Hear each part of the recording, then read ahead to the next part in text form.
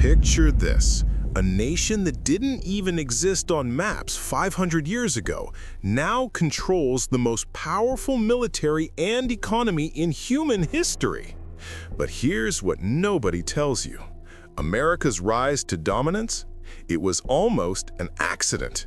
For over a century after Europeans discovered it, most of North America was considered worthless, completely ignored, a backwater, the boring part of the New World. So how did this ignored wasteland become the most powerful nation on Earth?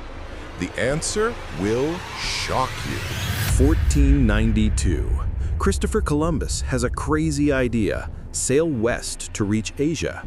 Everyone thinks he's insane, but he does it anyway and stumbles onto Caribbean islands instead. Here's the thing though, Columbus has no idea he's found a new continent. He thinks he's in India. That's why he calls the natives Indians. When he returns to Spain, he's got a problem. The king and queen want spices, gold, riches from Asia. Columbus basically lies. Yeah, totally found Asia, no spices yet, but they've got gold. And just like that, Spain goes all in. But here's where it gets wild. Spain and Portugal literally draw a line down the middle of the world and say, everything on this side, Portugal, everything on that side, Spain. Portugal gets the real route to Asia around Africa. They build a massive trading empire. Spain, though, they get stuck with the Americas. At first, they think they got screwed, but then they discover Mexico and South America, mountains of silver, cities of gold, advanced civilizations to conquer. North America, though, the Spanish send an expedition in 1539. They find nothing, no gold, no silver, just forests and plains. So they ignore it for decades. Meanwhile, England sends one explorer to North America in the 1490s, then waits nearly 100 years to do anything about it. When they finally try to colonize in 1585, the colony mysteriously vanishes, just disappears, gone. They try again in 1607 at Jamestown. This time it works, barely. Then the Pilgrims arrive in 1620, religious extremists who literally outlaw Christmas and gambling. Fun crowd. But people keep coming, and before long, the entire East Coast is covered in British colonies. If you love stories like this, hit subscribe. It's about to get intense. By 1754, things get messy. France claims the entire middle of North America. Britain owns the coast. Time for war. Here's the setup. New France has 60,000 people. The British colonies, over 1 million. Yeah, that war didn't last long. Britain crushes France, takes Canada, takes half of Louisiana. Britain now owns most of North America. But there's a problem. Wars are expensive. Britain is broke. So Britain tells the colonies, hey, remember that war we just won for you? Time to pay up. Lots of taxes. The colonists lose their minds. Tax us. We don't even get to vote in your government. Arguments turn into protests. Protests turn into violence. Violence turns into revolution. July 4th, 1776, America declares independence. But here's what they don't teach you in school. That declaration, just words on paper. The real war lasts another 5 years. Brutal, bloody, uncertain. 1781, America wins. Freedom at last. Except now the 13 colonies are basically 13 separate countries that hate each other. The government is a disaster. The whole thing is collapsing. The founding fathers have to start over. New constitution, new government, completely redesigned. 1789, George Washington becomes the first president of a government that might actually work. But America's tiny, weak, surrounded by European empires.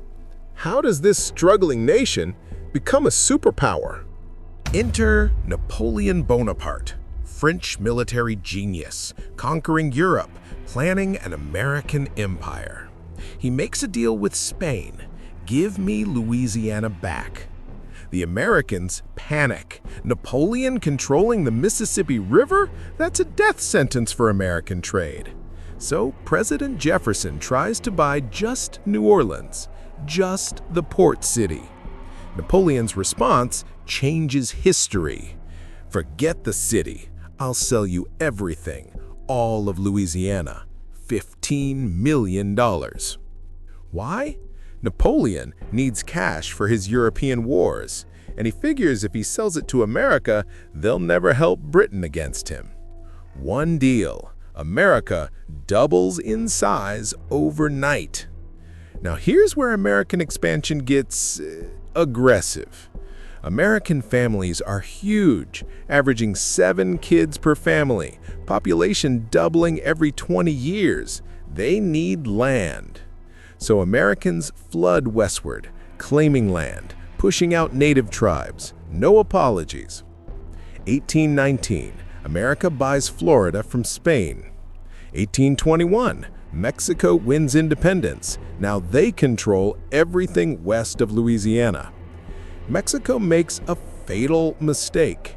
They invite Americans to settle in Texas. Help us populate it, they say. The Americans show up and immediately outnumber the Mexicans.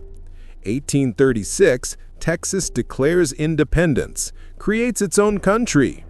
1845, Texas joins the USA. Mexico is furious. Border disputes lead to war. America wins, takes California, Nevada, Utah, Arizona, New Mexico. 50 years, America goes from 13 states on the coast to a continental empire stretching sea to sea. Oh, and that random Guano Islands Act?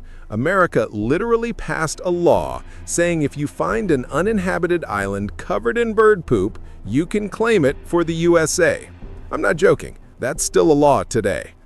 1849, gold discovered in California. Massive rush. America is booming. But there's a poison spreading through the nation: slavery. The North has abolished it. The South depends on it economically.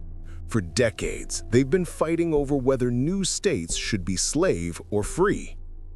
1860, Abraham Lincoln gets elected. The South is convinced he'll end slavery everywhere. So they leave. 11 states create their own country, the Confederate States of America. What follows is the bloodiest war in American history. Brother against brother, 600,000 plus dead. The North wins. The slaves are freed. The Union is restored. But Lincoln? Assassinated 5 days after the war ends. The same night, another assassin attacks Lincoln's Secretary of State, stabbing him repeatedly. He survives, barely. 1867. Russia is broke. Worried about losing Alaska to Britain in a future war, they approach America. Want Alaska? Secretary of State Seward jumps at it, negotiates at night, closes the deal immediately. $7 million for Alaska.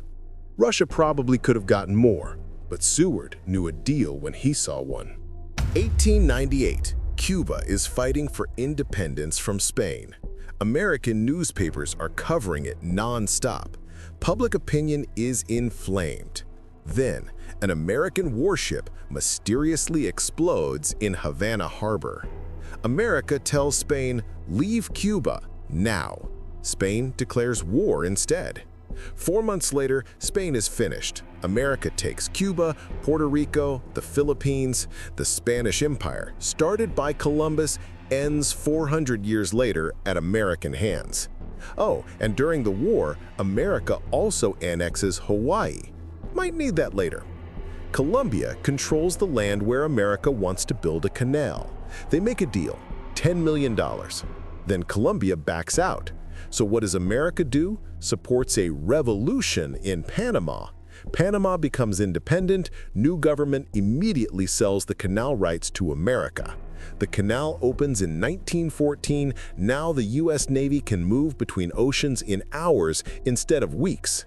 Under Theodore Roosevelt, America builds the second-largest navy on Earth, uses it to influence global politics. World War I begins. America is now a world power, no longer isolated, no longer ignorable. From ignored wilderness to accidental discovery, to colonial backwater, to revolutionary experiment, to continental empire, to global superpower. 423 years, that's how long it took. But here's the wildest part. Most of it wasn't planned.